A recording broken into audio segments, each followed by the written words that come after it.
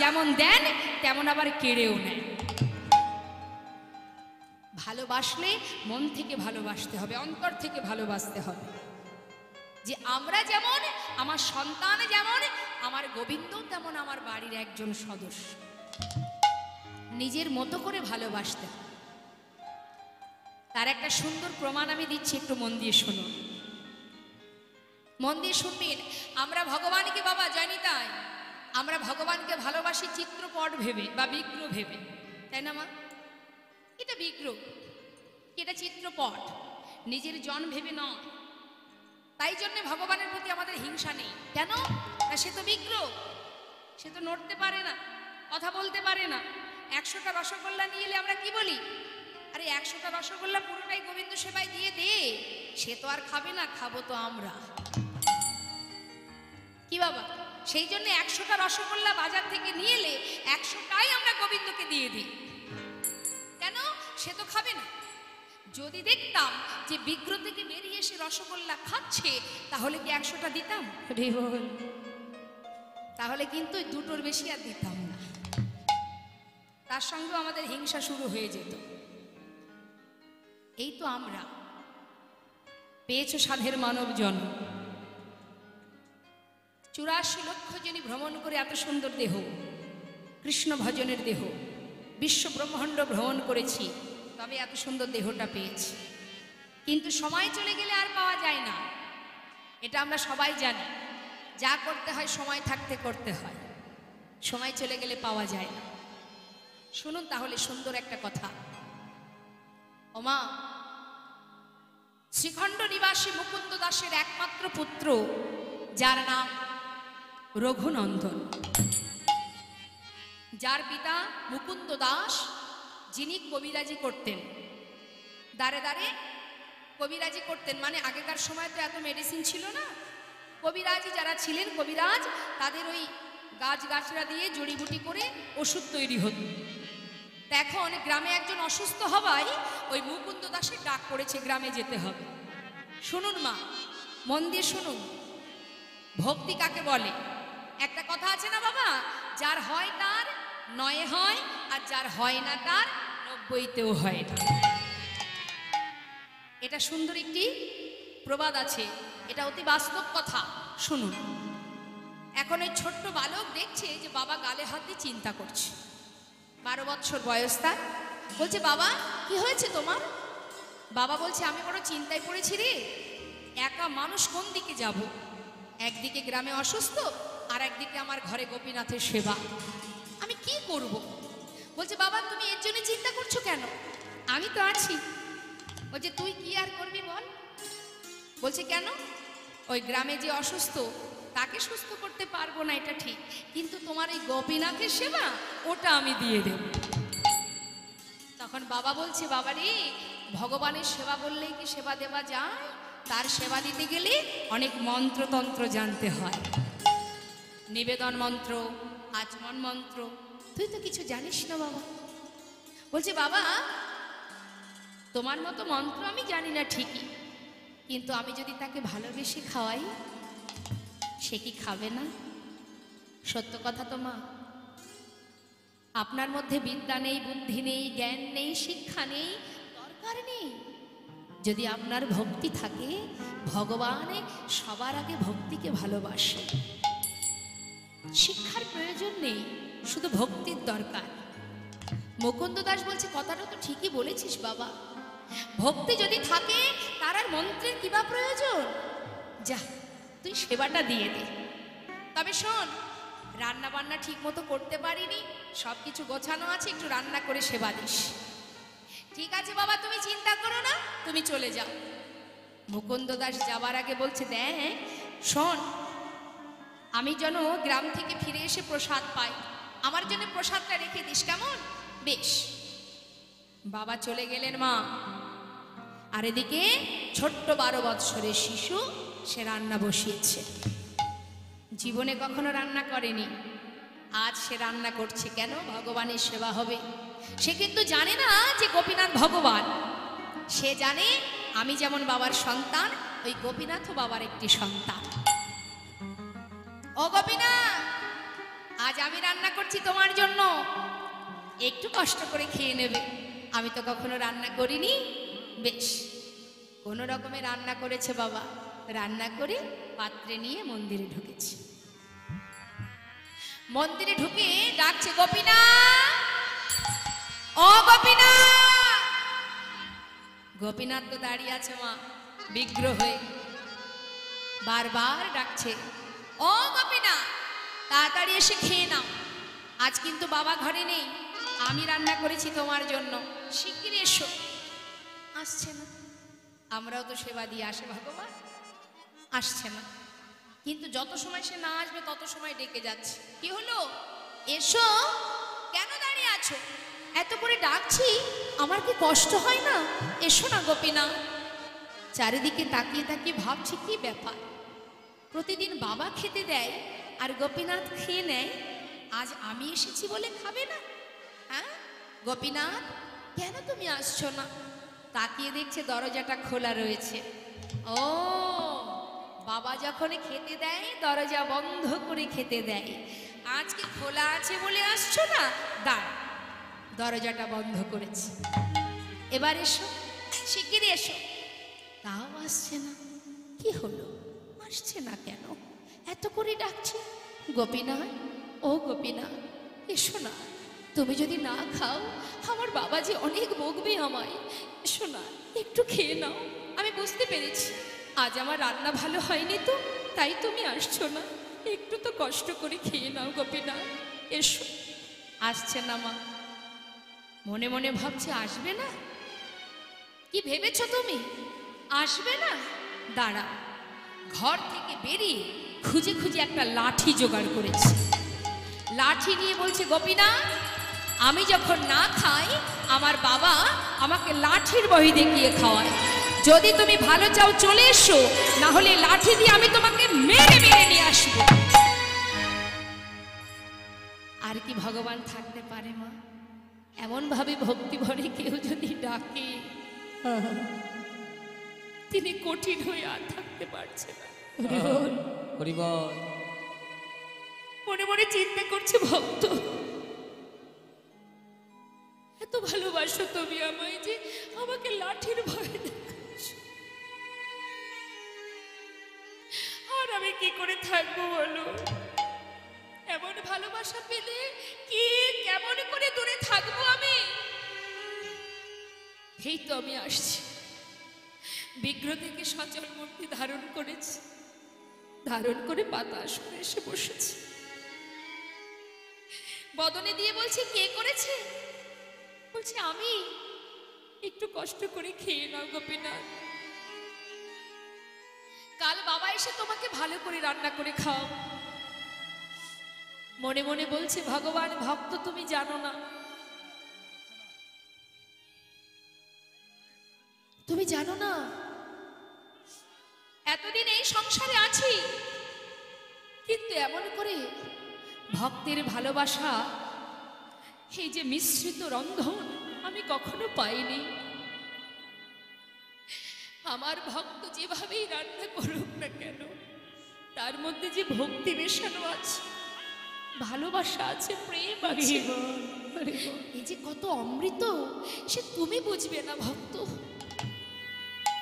ওমা, ভক্তের হাতে রান্না খেতে খেতে প্রায় থালা পরিষ্কার হয়ে যায়, অবশিষ্ট যেটুকু আছে বদনে দিতে যাবে, এমন সময় পাশে রঘুনন্দন মনে মনে ভাবছে, দেখেছো আগে তো আসছিল না, আর এসে সব খেয়ে নিচ্ছে, এখনো বাবা খাইনি, আমি খাইনি। হাতটা চেপে ধরেছি, গোপীনাথ ওঠো, ওঠো বলছি, ওঠো। কি হলো, আমাকে উঠতে বলছো কেন? এই তো ডেকে ডেকে নিয়ে এলে, বলবো না? তুমি বোঝো না এখনো বাবা খাইনি, আমি খাইনি, সবই তো তোমায় ধরে দিয়েছি, সবটুকু তুমি খেয়ে নিচ্ছ কেন? ভগবান বলছে, কি জানো তো, আজ না কারোর কথা মনে নেই আমার, ভক্তের হাতে রান্না পেয়ে। ঠিক আছে, এই নাও, যেটুকু ছিল এটুকু তোমার জন্য রেখে গেলাম। হোমা, বেশি তো ছিল না গো, যেটুকু ছিল নিজে খেয়ে থালাটা ধুয়ে রেখেছি। আর এদিকে যথারীতি সময়ে মুকুন্দ বাড়ি ঢুকেছে, ডাকছে, ও রঘুনন্দন। বাবা, কি রে, সেবা দিয়েছিস? হ্যাঁ হ্যাঁ, এবার আমায় একটু প্রসাদ দে। বলছে, প্রসাদ তো নেই। কেন, প্রসাদ কি করলি? কোনো ভক্ত এসেছিল নাকি বাড়িতে? বলছে, কেউ আসেনি। তাহলে প্রসাদ গেল কোথায়?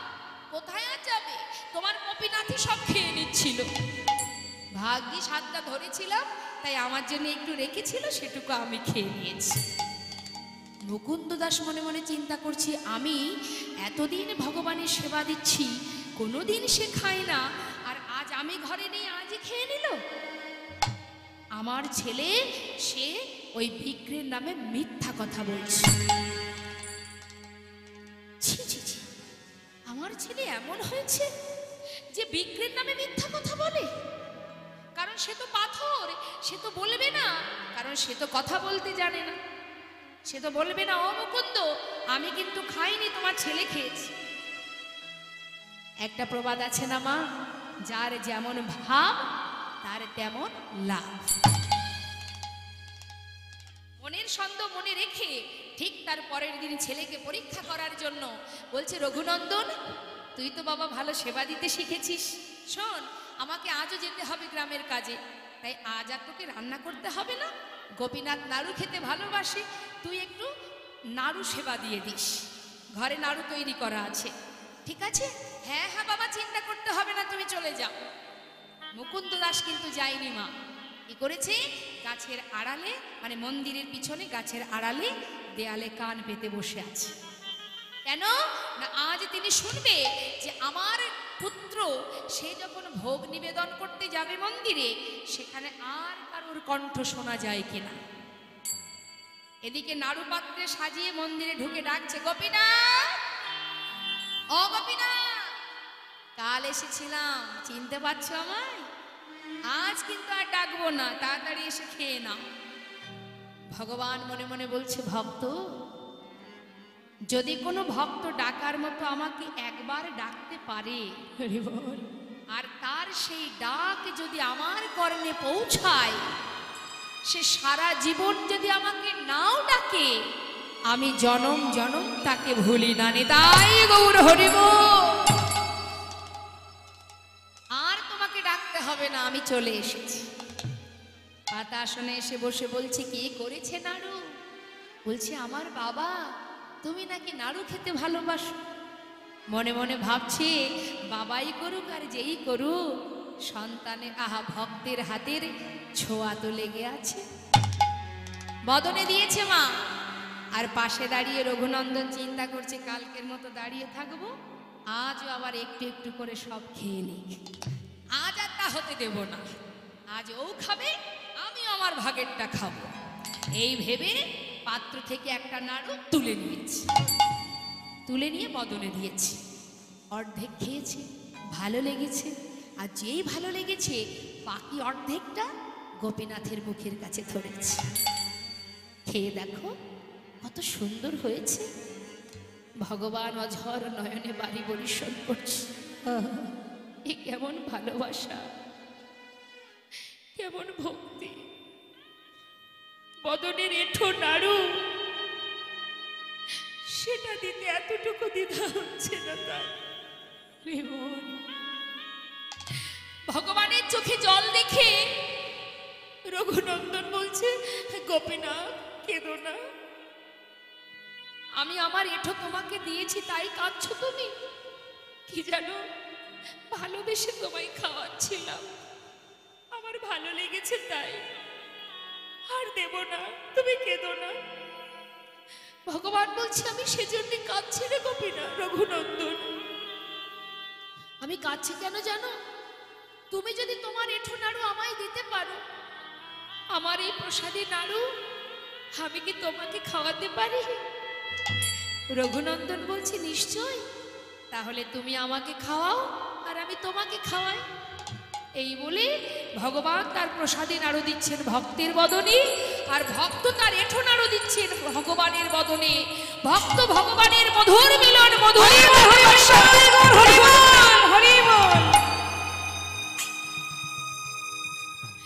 মুকুন্দ দাস বুকের পিছনে দাঁড়িয়ে দাঁড়িয়ে চিন্তা করছে কি ব্যাপার, আমার সন্তানের কণ্ঠ ছাড়া আরো একজনের কণ্ঠ শোনা যাচ্ছে, তবে সে কে?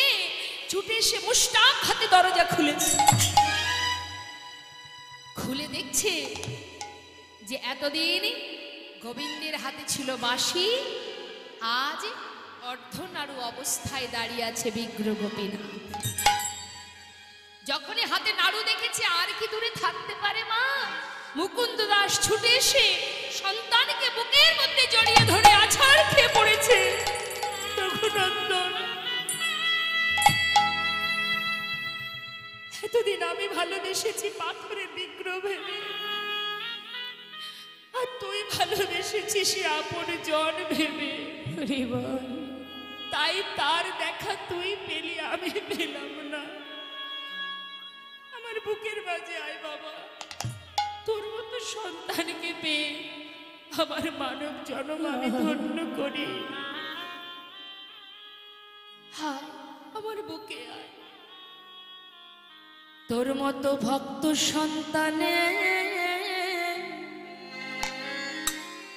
আমি জড়ায়ে ধরি, তোর মতো ভক্ত সন্তানে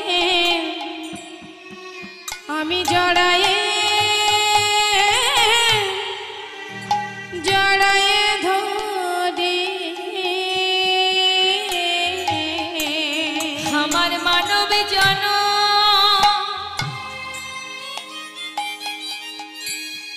আমি ধন্য করি, এতদিনের অযোগ্য দেহ আমি যোগ্য করি। আমার মানব জন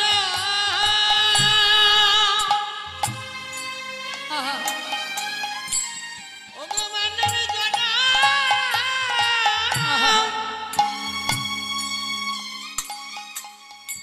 আমি ধন্য করি। এতদিনের অযোগ্য দেহ আমি যোগ্য করি। ভাবে আসা যাওয়া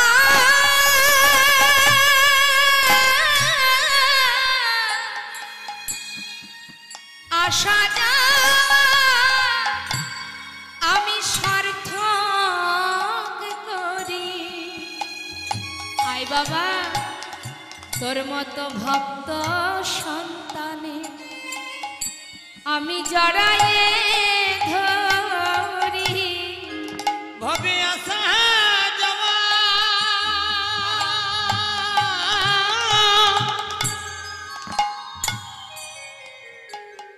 আমি ধন্য করি। আমার মানব জন্ম আমি সার্থক করি। ভবে আসা যাওয়া সার্থক করি। তোর মতো ভক্ত সন্তানে জড়াই ধরি। ভবে আসা যাওয়া সার্থক করি। তোর মতো ভক্ত সন্তানে জড়াই ধরি। ভবে আসা যাওয়া সার্থক করি। ভক্ত সন্তানে জড়াই ধরি। আমার আয় গৌর হরি বল, গৌর হরি বল, হরি বল। ভক্ত সন্তানে জড়াই ধরি। অযোগ্য দেহ যোগ্য করি। আমার এই অযোগ্য দেহ আমি যোগ্য করি। তাই মাগো, ভালোবাসলে অন্তর থেকে ভালোবাসতে হয়। আজ দেখুন, নিজে গোপীনাথের সেবার জন্য, গিরিধারীর সেবার জন্য সে ওই জমিদারি মহল পরিত্যাগ করে চলে গেলেন সেই ভিখারি। আর এইখান থেকে কিন্তু লালা শিক্ষা পেল যে রাজমহলে থাকলে ভগবানের কখনো ভক্তি লাভ করা যায় না। সেখান থেকে তিনি ধীরে ধীরে ঘরের ভিতরে যেই না ঢুকেছে, সেখানে আরো একটা শিক্ষা পেলেন। কি না, দেখছে যে ওই জমিদারি মহলে যে কাজের মেয়ে, সেই মেয়েটা জমিদারের বিছানায় ঘুমিয়ে আছে। তাই না দেখে জমিদার প্রচন্ড রেগে গিয়ে বলে উঠলেন, কে আছিস? শিগগিরই একে ধরে নিয়ে যা। একে ধরে নিয়ে গিয়ে ওকে 30 ঘা বেত্রাঘাত কর। এত বড় সাহস, কাজের মেয়ে হয়ে জমিদারের বিছানায় ঘুমা। যেই না কথাটা বলেছে মা, ওই কাজের মেয়েটা বিছানা থেকে উঠে একবার চিৎকার করে হেসে উঠলেন, আর একবার চিৎকার করে কেঁদে উঠলেন। আর যখনই হেসে উঠেছে, তার হাতটা চেপে ধরে টানতে টানতে নিচে নামিয়ে এসে বলছে, বল কেন তুই হাসলি? এত বড় সাহস, তোকে চাবুকের আঘাত করবে, 30 ঘা বেত্রাঘাত করবে। তার কথা শুনে তারপরেও তুই হাসছিস? কেন হাসলি আর কেনই বা কাঁদলি, বল আমার। তখন সেই কাজের মেয়েটা বলছে, বাবু, জমিদারের বিছানায় ঘুমিয়েছি, তার জন্য আমার সাজা হবে? এটা তো অতি বাস্তব, এটা হওয়াটাই স্বাভাবিক। জমিদারের বিছানায় ঘুমিয়েছি, আমার তো সাজা হতেই পারে, তার জন্য আমি হাসছি। আর কাঁদছি কেন জানো বাবু? আমি কিছুক্ষণের জন্য ঘুমিয়েছি বলে তার সাজা যদি 30 ঘা বেত্রাঘাত হয়, আর যেজন সারা জীবন ওই জমিদারের বিছানায় ঘুমাচ্ছে, না জানি ভগবান তার জন্য কত সাজা লিখে রেখেছে। হরিবল হরিবল। এই কথা শুনবা মাত্রই জমিদার চমকে উঠলেন। লালাবাবু বললেন, ঠিকই তো বলেছিস, তুই ক্ষণিকের জন্য ঘুমিয়েছিস, তার জন্য যদি তো 30 ঘা বেত্রাঘাত সাজা হয়, আর সেই জমিদারের বিছানায় আমি সারা জীবন ঘুমাচ্ছি, তাহলে আমার জন্য কত সাজা লেখা আছে। ছুটে গিয়ে সেই কাজের মেয়েটার চরণটা জড়িয়ে ধরলেন জমিদার। জড়িয়ে ধরে বলছে, মা, তুই আমাকে আজ উচিত শিক্ষা দিয়েছিস।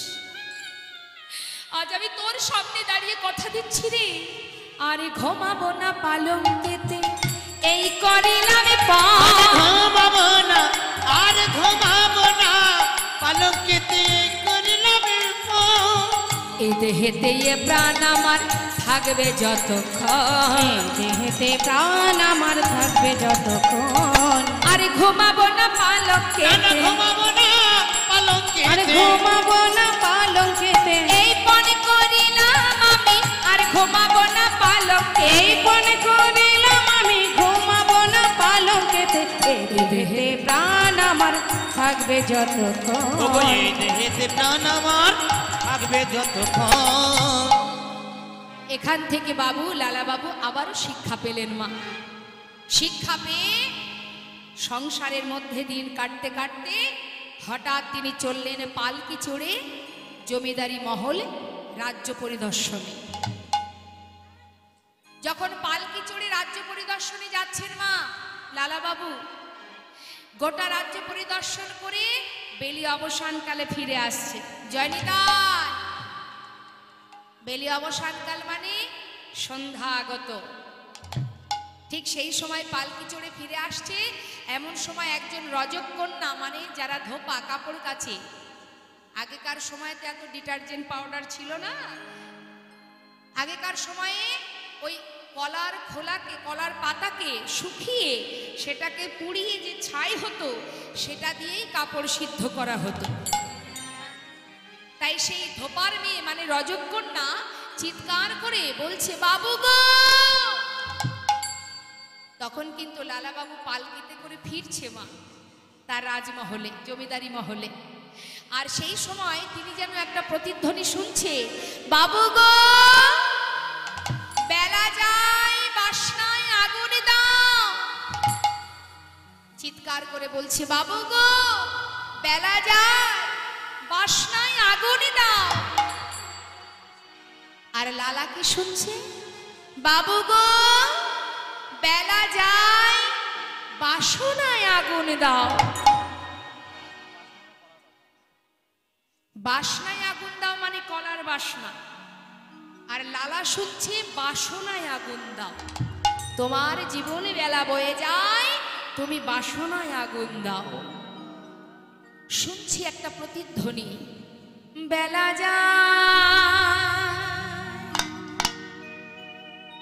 আমাদের জীবন বেলা সবারই বয়ে যায় মা, বেলা যায়, বেলা যায়, বেলা যায়, বেলা যায়,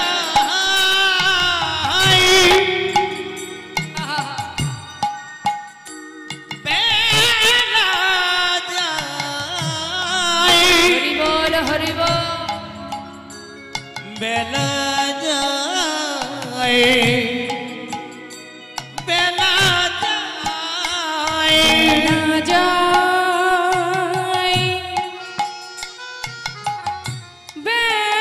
বেলা যায়, বেলা যায়,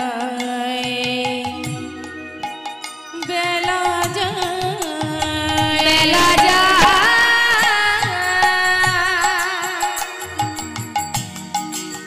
বেলা যায়,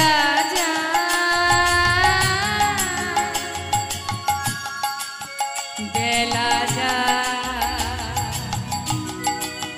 বেলা যায়, বেলা যায়, বেলা যায়, বেলা যায়,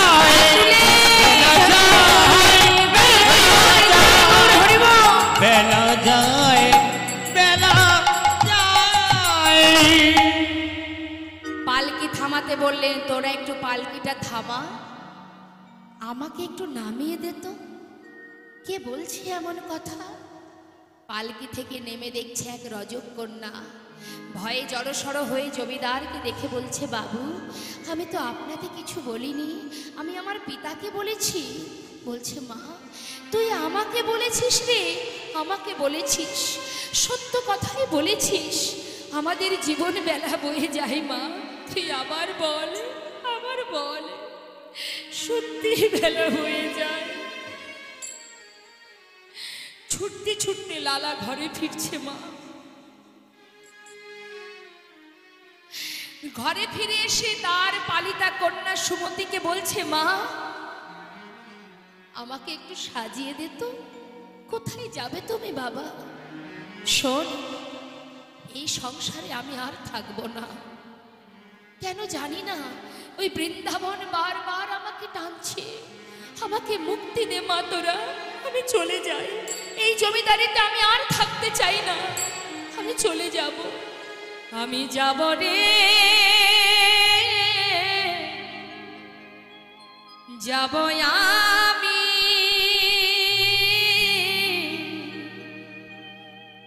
কৃষ্ণ ভজনে।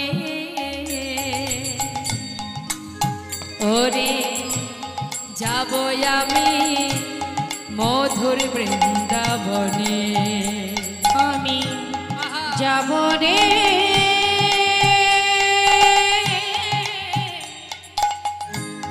যাব আমি কৃষ্ণ ভজনে, যাব আমি মধুর বৃন্দাবনে। ওই না যাব আমি মধুর বৃন্দাবনে। রইল সাধের জমিদারি, সবই রইল, রইল এ ঘর বাড়ি। ওই না রইল সাদের জমিদারি, রইল সাদের বাড়ি। আমি বৃন্দাবনে চলে যাব সব কিছু ছাড়ি। আমি বৃন্দাবনে চলে যাব সবই কিছু ছাড়ি। তোরা সাজাইয়ে দে আমায় কৃষ্ণ দাস, মনে আমার এই অভিলাষ। সাজাইয়ে দে কৃষ্ণ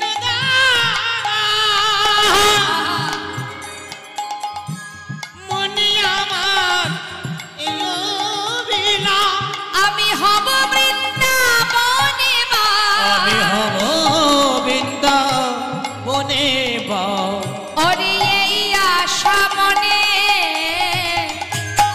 যাব রে